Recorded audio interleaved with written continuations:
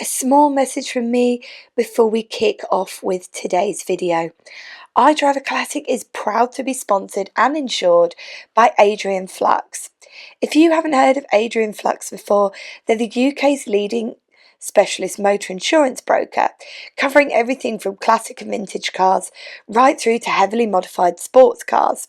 So whether you're in a Morris Marina, a 90s retro runabout, or something with a bit more oomph under the bonnet, give them a call for your next policy.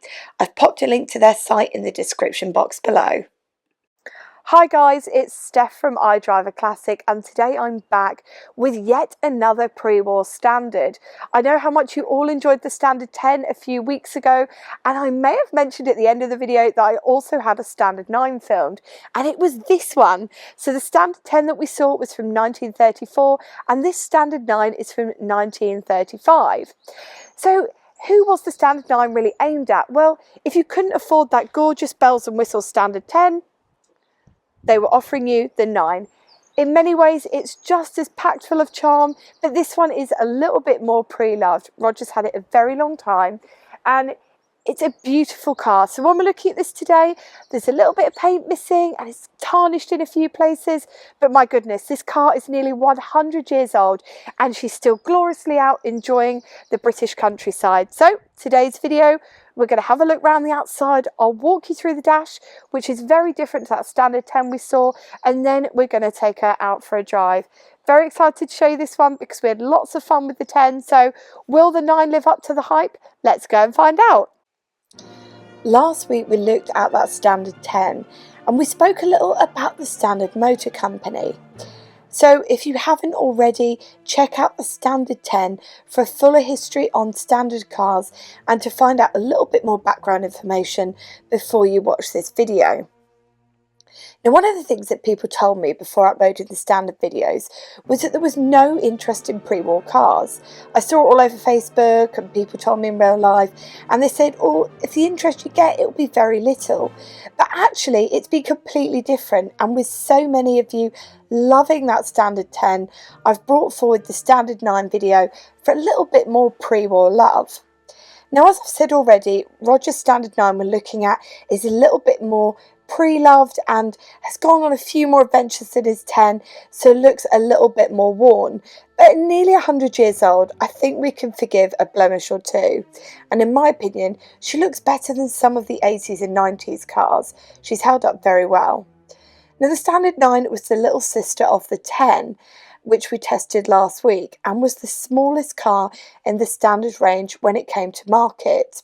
To the untrained eye, many of the features are similar, but once we begin to look a little bit closer, you'll start to notice the many differences.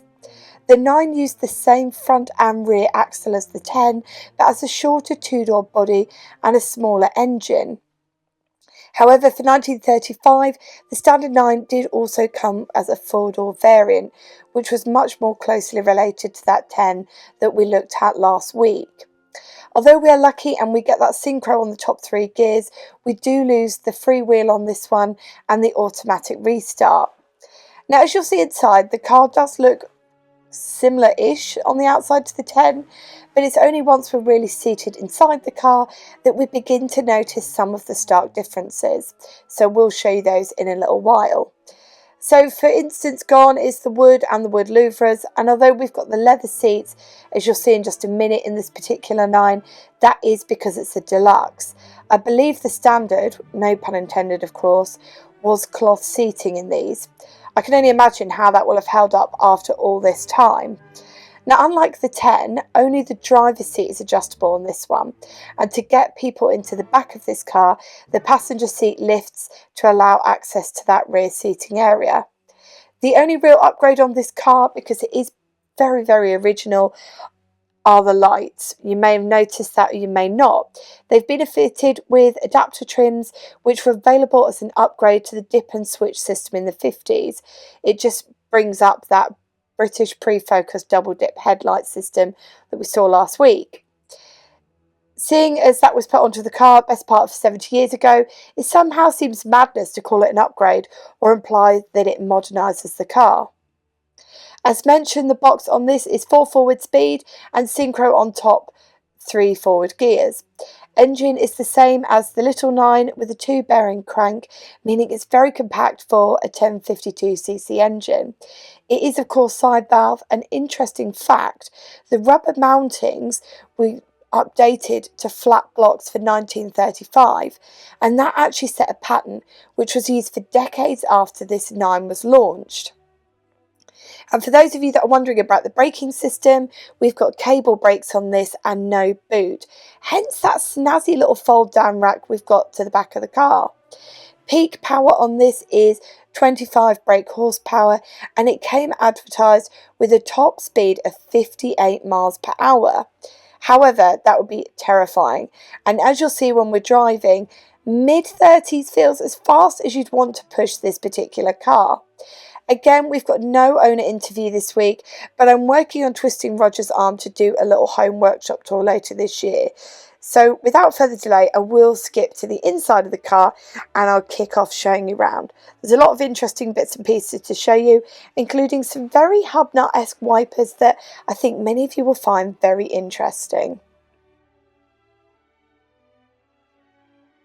If you remember when we were looking at that standard 10, the dash was very plush. It felt like it was just quite decadent in some areas. Whereas when we come into the 9, it feels like we're going back a bit more to the basics. We've dropped down to 2 doors, although in some ways I actually prefer this because with these 2 doors we get a larger entrance and exit space, which is also quite helpful for getting those passengers in. And if you're wondering how we did it, the seats kind of slide forward, but like as a whole unit. Standard were very proud of that, and they talked a lot about that in things like advertising materials. When we talked through the 10, I showed you some of the interesting bits and pieces, like that back blind. Well, one of the things that I really like on this are these nets. Now, if you remember when we looked at the panel, I was talking about those nets and I joked that they were for baguettes, but apparently these are for hats, so I assume that's what those were for too.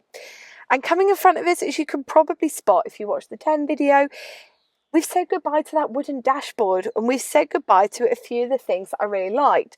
Number 1, those panel lights, and number 2, that really nice clock. And we're brought down to the bare basics. So as you can see from the dash, we've got the petrol, we've got the oil pressure gauge, we've got the speedo and the mile and the trip clock, we have got the amp meter. And then you've probably noticed that in the middle. Now, if you've never seen one of these before, and you will have seen it if you saw I'm sure it was either in the Rover 12 video or it was in the Austin 7 video. It's a map light. So as you can see there, as I turn it, it really does work. It lights up the dash, but I kind of preferred our panel lights from before. Now, this is a really interesting little feature. So you see this circular panel here. Well, you've got your 2 charge slots and you've got your lights there as well. So the 2 charge slots relate to a dynamo, and you've got a summer mode and a winter mode. So on summer it charges on half, and in winter it charges on full. And on the steering wheel here, this is for the dipped B. Now, another natty little thing about this car that you won't know unless you've ever seen one in the flesh and someone's shown you in quite some detail is this key. Now, this key, as you can see, it's not really a key, it's more just a bit of metal that you just slide in. And I think that was the same on every single standard 9. And another thing is, I don't know if you can spot it on the camera, is this. So you probably noticed already that we don't have a heater, and this is actually something to combat it. It's, I don't know if you can see that at home, it's an airflow defroster, and it's got this little plug on the end. So if you see there, you've got that little plug. Now what you do, and apparently this doesn't stick anymore, but it is quite old, you get this and you plug it in here, and then you stick it to the window, and that is how you defrost your window on a frosty morning. I mean, I don't know if I'd trust that. Honestly, I think that would fall and burn my legs. I know what I'm like. Now, for Hubnut fans at home, you've probably spotted we've only got one wiper. But let me show you how it works, because this is possibly the most interesting wiper that you will ever see on a vehicle. And this is a bold statement, but bear with me.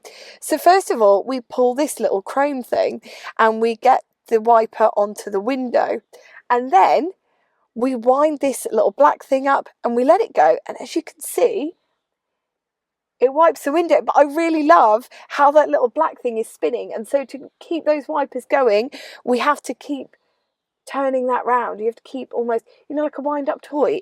It's the same sort of mechanism. But yes, any hub nut aficionados that know all about wiper action, I thought you'd absolutely love that, and I had to show you. Now finally, and something that many people always tell me off for when I forget to do, is we're going to test this horn. So let me give this horn a beat for you.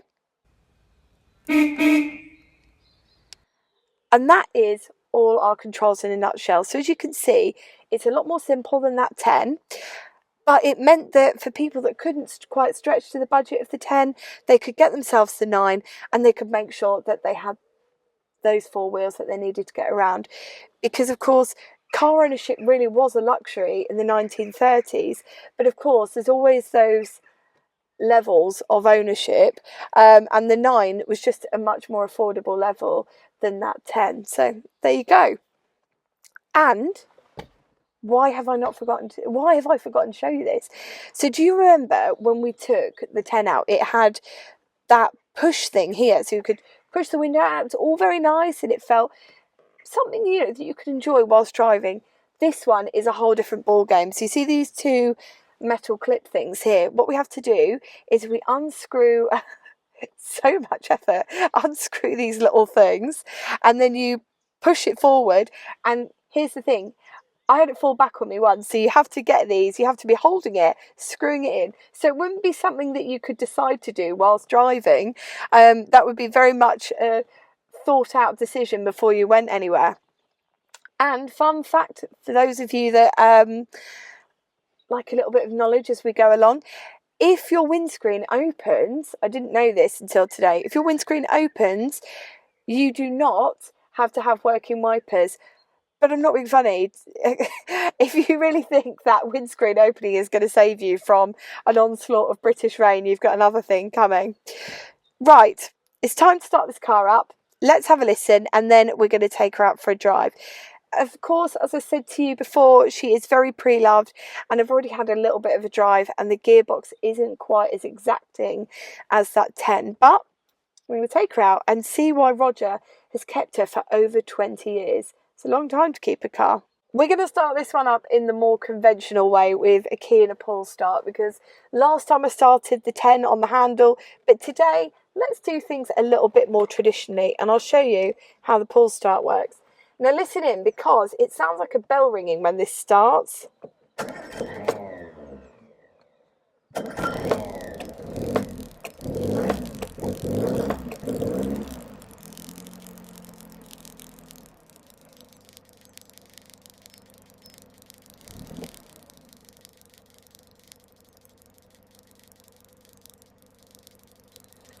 Should we go and hear what she sounds like from the back?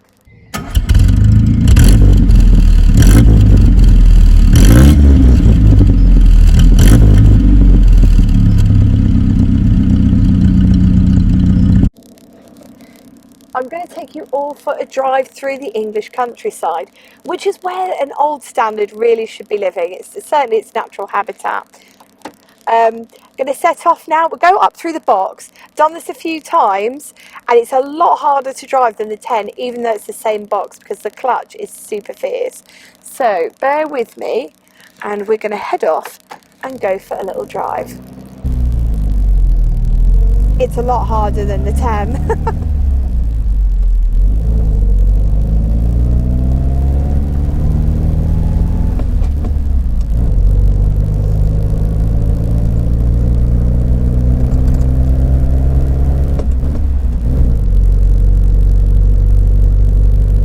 Now this lovely little standard 9 is showing her age a little bit more than her sister, the 10. So whilst on the last test drive we took the 10 up to around 45, we're going to stick at a rather leisurely 30 today as I take you for a small drive. Now one of the things that's making this car quite difficult to drive is the clutch is so fierce. The steering on this is a little bit, if you see, it's a little bit wavy is the way I would describe it.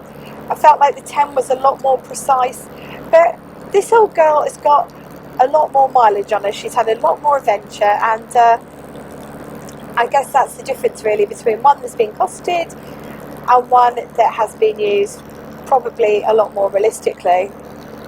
I mean, God, if I'm still out and about this much when I'm nearly 100 years old, I hope I'm as good as this car. Now, I spoke in the last video about how underrated I think standards are, because you hear so much about things like your Rileys, your Austins, and then of things like your Delages that cost a lot more money, but I don't think we're talking enough about these standards.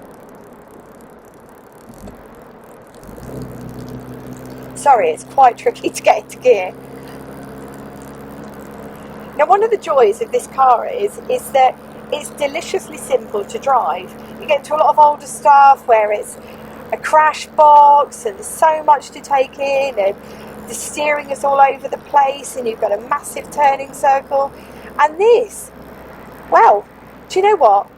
It's just lovely, carefree, simple driving that really doesn't take that much thought. Now, I said when I took the standard 10 out that one of the things that really shocked me was that I was expecting a car that felt almost like just a bit of a museum piece on wheels, and that I thought it was going to be difficult to drive and it was just going to be really labouring the whole time. But actually, you very quickly settle into a routine with these standards and you really just start enjoying the drive. I mean, God, I wouldn't want to take it on the commutes. It'd be hellish. But around these country roads and for small journeys locally, something like this is the perfect Sunday classic. It really is. And they're not too expensive to drive, not too expensive to buy either. So you're probably looking at, for something like this, you know, if you had a budget of around £5,000, you wouldn't be dreaming if you sat there and waited for the right one to appear. It has a pretty friendly club scene, so of course there are many different standards, but they all come together within the club and everyone's very friendly. So it's a classic that you could not only enjoy driving because it's nice and simple, but that you'd have a bit of a club presence too. So that's it from me today. I hope you've enjoyed this video. That brings us to the end of the filmed pre-war cars, but if you've got anything special lurking at home that you'd like to feature alongside these gorgeous standards, get in touch. But until next time, I hope it's sunny wherever you are, and take care and drive safely.